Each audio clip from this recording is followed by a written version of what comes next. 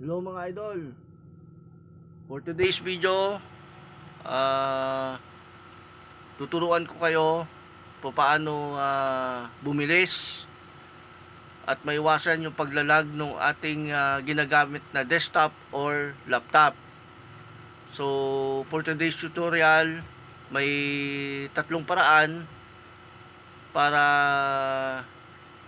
maiwasan natin yung pagbagal ng ating computer na ginagamit o desktop na ginagamit or laptop.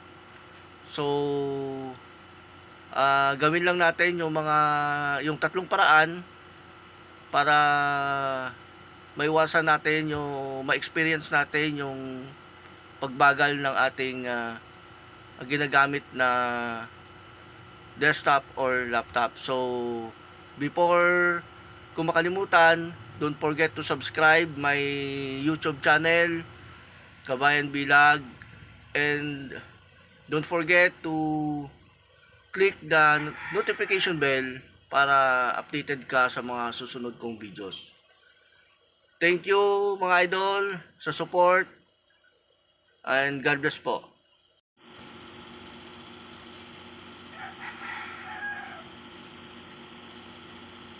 Sa mga beginner lang sa paggamit ng desktop or laptop, so ito po yung tatlong paraan para maging mabilis po yung ating computer at maiwasan natin ang paglalag nito.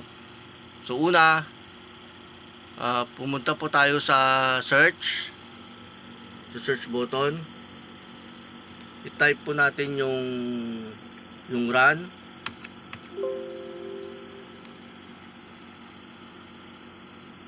So i-type natin yung run dito.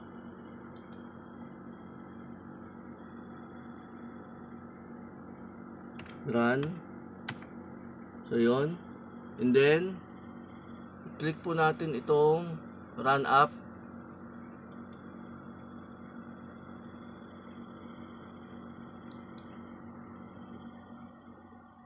So yun. So then i-type natin dito yung free fetch, then okay.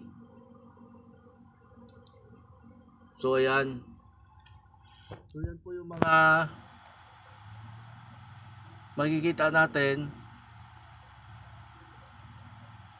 So kailangan po natin itong burahin yung mga hindi natin kailangan ng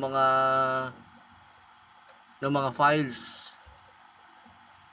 So kaya isa yan sa mga dahilan na bumabagal yung desktop or laptop natin.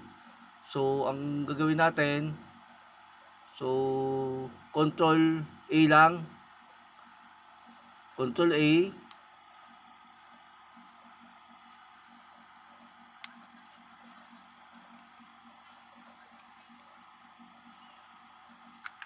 Yan. So huwag tayong mag-alala kasi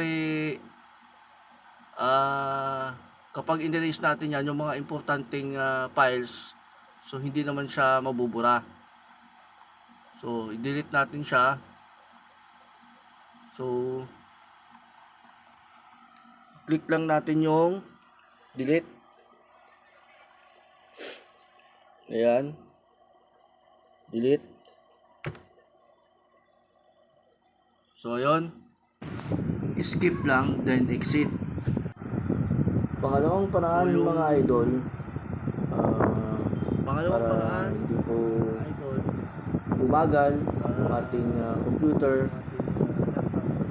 or laptop.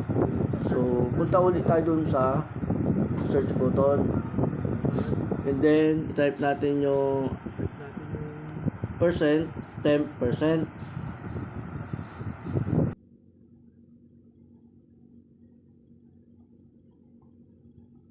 Run.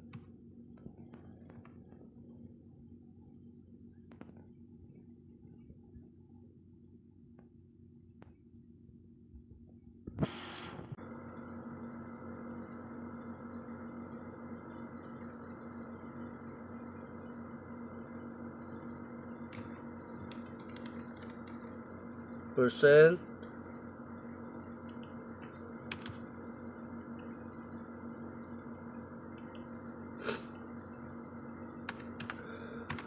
Temp.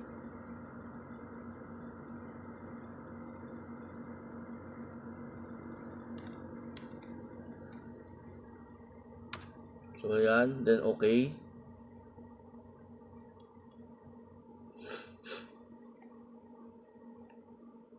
So ayan. So marami ulit siyang mga naka-junk na files. So highlight lang natin lahat yan. So control A. Ayan, then delete. So delete. Dun sa keyboard. Ayan. Click lang po natin yung delete.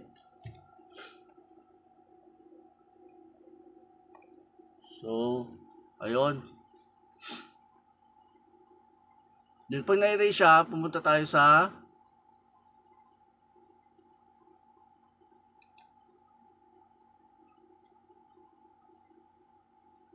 recycle bin. So, kasi pag hindi po natin ay naburahin sa recycle bin, so yun pa rin ang isang dahilan kung bakit po bumabagal yung ating computer. So, hintayin lang natin siyang ma-delete lahat.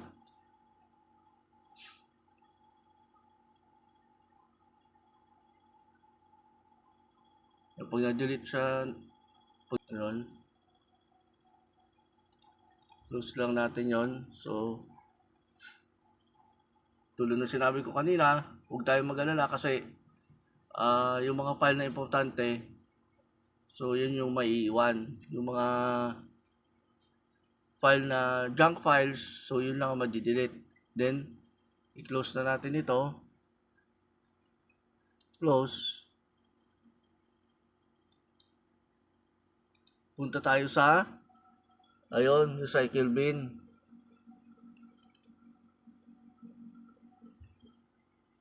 Ayan. So, i-delete din natin lahat ng laman ng recycle bin kasi isa rin yan sa mga nagpapabagal ng desktop or laptop natin kasi napupuno yung storage natin.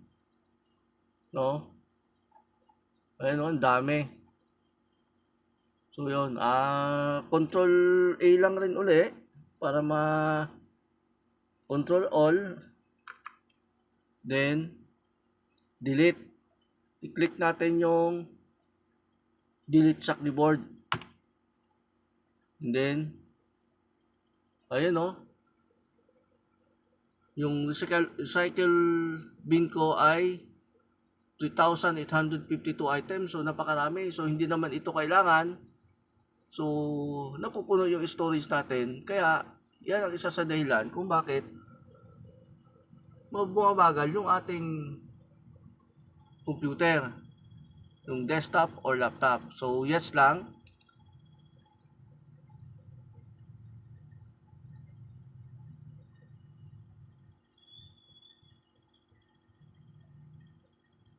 So, yun.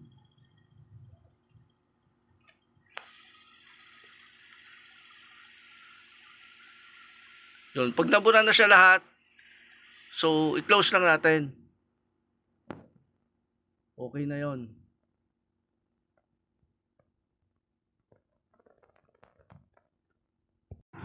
Yung pangatlong paraan ay pumunta tayo sa Google Chrome.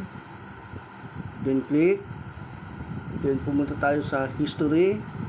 Then click. Tapos delete all history. Ayun. So sana mga idol may mga natutunan kayo sa for today's tutorial. Maraming salamat and God bless.